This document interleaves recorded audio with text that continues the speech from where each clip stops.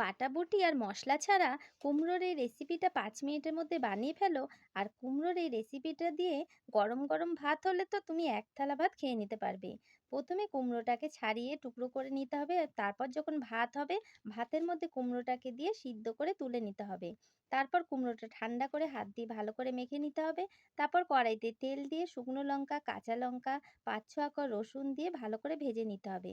ভাজা যখন হয়ে যাবে ভাজাটাকে তুলে পরিমাণ মতো নুন দিয়ে ভালো করে মেখে নিয়ে কুমড়োটার সাথে ভালো করে মেখে নিতে হবে। তারপর কড়াইতে তেল দিয়ে পেঁয়াজ কুচি দিয়ে সামান্য একটু হলুদ দিয়ে ভেজে নিতে হবে। ভাজা যখন হয়ে যাবে কুমড়োটাকে দিয়ে 2 মিনিট নাড়িয়ে নিলেই তৈরি হয়ে যাবে কুমড়োর ভর্তা। আমার ভিডিও তোমাদের ভালো লাগলে সাবস্ক্রাইব করে লাইক করে পাশে থেকো। গরম গরম ভাতে এই কুমড়োর ভর্তা দিয়ে কিন্তু এক থালা ভাত খাওয়া হয়ে যাবে।